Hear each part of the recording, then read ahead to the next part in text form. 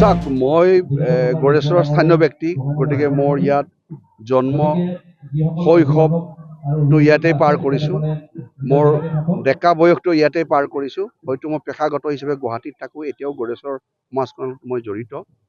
গতিকে মই এজন গড়েশ্বৰৰ স্থানীয় ব্যক্তি হিচাপে মই এজন ভাৰতীয় জনতা পাৰ্টীৰ এজন প্ৰাপ্ত প্ৰশাসী, আৰু সেই হিচাপে মই আবেদনো জনাইছোঁ আমাৰ ৰাজ্যিক সভাপতিক। আৰু ইতিমধ্যে যি তেওঁলোকে এটা পেনেল বনাইছে, পেনেলতো মোৰ নাম থকাটো বা নাম আছে বুলি মই বিশেষকৈ গম পাইছোঁ। আৰু মই ৰাইজে আপোনাক এইবাৰ বিচাৰিছে, কিন্তু ৰাইজে বিচাৰিছে, আৰু মই ভাবোঁ ভাৰতীয় জনতা পাৰ্টীয়ে মোক উপযুক্ত ব্যক্তি বুলি গড়েশ্বৰত ভাৰতীয় জনতা পাৰ্টীৰ পৰা যি আমাৰ ৪৪ নং নতুনকৈ গঠিত হোৱা গড়েশ্বৰ বিধানসভা সমষ্টি, আৰু সেই সমষ্টিত মোক ভাৰতীয় জনতা পাৰ্টীৰ পদুম ফুলৰ চিহ্নত মোক ইয়াত প্ৰতিনিধিত্ব কৰিবলৈ সুযোগ দিব বুলি মই আশা কৰোঁ। শেহতীয়াভাৱে আৰু এটা প্ৰচাৰ চলাইছিলে যে মানে লোকেল সমষ্টিত লোকেলে প্ৰাৰ্থিত্ব কৰাটো আৰু আন লোকেলে প্ৰাৰ্থিত্ব কৰাটো এনেকুৱা কিবা আছিল?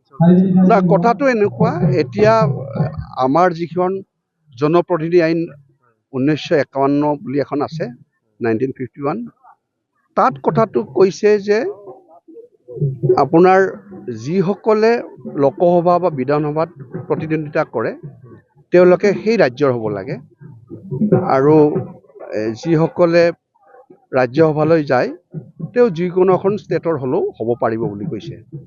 এতিয়া যেহেতু আমাৰ যি বড়োলেণ্ড টেৰিটৰিয়েল কাউন্সিল 2003 চনৰ 10 ফেব্ৰুৱাৰীত যি BLTৰ লগত ভাৰত চৰকাৰ চুক্তি হ'ল অসম চৰকাৰৰ মধ্যস্থতাত, কিন্তু তেতিয়াৰ পৰা আজিৰ যিখন BTC সেইখন আমাৰ যি কাৰ্বি আংলং বা এনচিলছ যি আমি মানে 6 ডিলত পৰে, আৰু BTCও 6 ডিলত অন্তৰ্ভুক্ত হ'ল। আৰু সেইকাৰণে অসমৰ যি 3খন ডিষ্ট্ৰিক্ট কাউন্সিল আছে তাৰে 3 নম্বৰৰ ডিষ্ট্ৰিক্ট কাউন্সিল হ'ল আমাৰ বড়োলেণ্ড টেৰিটৰিয়েল কাউন্সিল।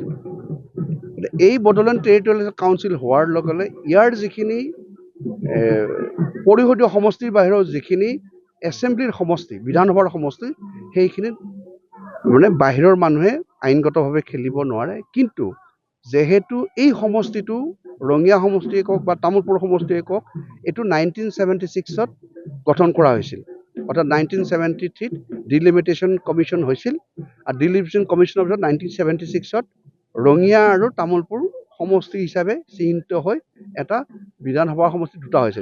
মই এই তামোলপুৰ আৰু ৰঙিয়াৰ কথাটো কিয় কৈছোঁ, আজি গড়েশ্বৰ সমষ্টিটো যে গঠিত হৈছে অধিকাংশ তামোলপুৰ আৰু আমাৰ ৰঙিয়াৰ পৰা, কিন্তু কমলপুৰৰ 3খন গাঁও ইয়াত অন্তৰ্ভুক্ত হৈছে। গতিকে এই 3খন গাঁৱৰ বাহিৰে গোটেই বাকীবোৰ যি আমাৰ 232টা মানে বুথ আছে, সেই বুথ কিন্তু গোটেই তামোলপুৰ বাৰু ৰঙিয়াৰ পৰা হয়। গতিকে যেহেতু 1976ত এইবোৰ সমষ্টি হৈছিল, BTC হৈছে 2003ত, আকৌ BTCখন নটিফাই হৈছে গেজেটত BTC হিচাপে বা 4খন ডিষ্ট্ৰিক্ট কৰি, মোৰ যদি ডেটটো ভুল হ'বও পাৰে, তথাপি 7/9/2003 হ'ব লাগে, অৰ্থাৎ 7 ছেপ্টেম্বৰ 2003ত এই 4খন জিলা নটিফাই হৈছে, আৰু এই যি 6 চিডুলৰ সীমাটো নিৰ্ধাৰণ কৰা হৈছে। গতিকে আমি যে 10 ফেব্ৰুৱাৰীও নধৰে 2003, তথাপি আমি 7 ছেপ্টেম্বৰ 2003ৰ পৰা BTCৰ যিটো পৰিসীমা সেইটো 6 চিডুলত সোমাল। যেহেতু এইয়া সৌসিদিনা আমাৰ ইয়াত ডিলিমিটেশ্যন হৈ গ'ল, অৰ্থাৎ 2025ত ডিলিমিটেশ্যন হ'ল, 24ত হৈ ফেলে আমাৰ কি হ'ল, গড়েশ্বৰ এটা সুকীয়া সমষ্টি হ'ল।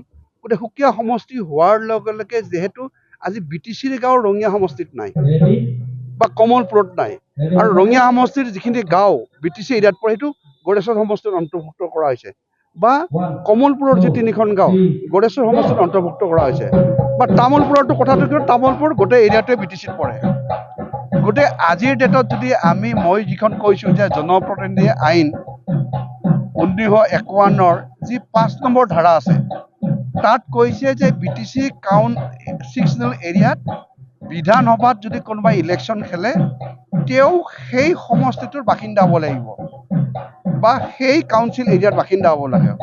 গতিকে ইয়াত মোৰ এইটো ব্যক্তিগত আহ্বান, মই ৰাজনৈতিকভাৱে যদিও সক্ৰিয় ভাৰতীয় জনতা পাৰ্টীৰ মুখপাত্ৰ, কিন্তু মই সকলো ৰাজনৈতিক দলকেই আহ্বান জনাইছোঁ, অন্যান্য ৰাজনৈতিক দলকো অধিবক্তা হিচাপে আহ্বান জনাইছোঁ যে এইটো দৃষ্টিকটু হয়। আজি কোনোবাই ধৰক BTCৰ বাহিৰৰ মানুহক ইয়াত বাসিন্দা নহয়, ইয়াত ভোট নাই, বেলেগ মানুহ এজনক দিলে, কালি কোনোবাই ধৰক কমপ্লেইন দিলে, অবজেকশ্যন দিলে, তেওঁৰ নমিনেশ্যনটো নাকচ হ'ব। গতিকে সেই প্ৰক্ৰিয়াটোত যোৱাতকৈ পলিটিকেল যিবোৰ পাৰ্টি দলক ৰাজনৈতিক দলক মই আহ্বান জনাইছোঁ যে সেই পৰ্যায়ত ধৰক তেওঁলোকে যদি যাক দিয়ে মোৰ ক'ব লগা একো নাই, কিন্তু BTCৰ যি 15টা সমষ্টি, যি ছটা জনজাতিৰ বাবে সংৰক্ষিত, যি 9টা অসংৰক্ষিত সমষ্টি আছে, এই অসংৰক্ষিত সমষ্টিত মই শুনিছোঁ কেতিয়াবা যে কোনোবা দলে বোলে অমুকক দিব, এইটো শুনা কথা, সত্যতা নাই। কোনোবাই কয় নাই, মই তাত দেখিছোঁ 2-এজনৰ নাম আমাৰ BTCৰ বাহিৰৰ বাসিন্দাৰ নামো প্ৰিণ্ট মিডিয়াত বা আপোনালোকৰ ইলেক্ট্ৰনিক মিডিয়াত ওলাই আছে। গতিকে সেইটো যাতে কোনো দলে নমিনেশ্যন দিব যায়, তেওঁৰ বাসিন্দাৰ কাৰণে যে নমিনেশ্যন কেঞ্চেল নহয়, সেইটো এটা মই এডভকেট হিচাপে এইটো ৰাইজৰ নটিচত আনিছোঁ বা ৰাইজৰ মই জনাইছোঁ, আৰু সেইটো পলিটিকেল পাৰ্টিসকলে ডিচিশ্যন ল'ব, মোৰ ক'ব লগা নাই, জাষ্ট মই আইনটো অনুকুৱাই দিছোঁ। গতিকে সেইকাৰণে মই এতিয়াও আকৌ আজি আহ্বান জনাওঁ যেনে কোনো ধৰণৰ ব্যক্তি যিসকলে BTCৰ বাসিন্দা নহয়, সেনেকুৱা ধৰক টিকেট দিলে নমিনেশ্যন কেঞ্চেল হোৱাৰ পুৰা সম্ভাৱনা আছে যদিহে কোনোবাই অবজেকশ্যন দিয়ে। আৰু আজি BTC এৰিয়াৰ যিটো সাংবিধানিক সুৰক্ষা কৱচ দিয়া হৈছে আৰু যিটো 6 শিডিউলৰ সাংবিধানিক যিটো সুৰক্ষা কৱচ, সেইটো ভংগ কৰাৰ নিচিনা হ'ব, আৰু তেতিয়া BTC বাসীৰ যি এটা ৰক্ষা কৱচ সেইটোত আঘাত কৰা হ'ব বুলি মই ভাবোঁ।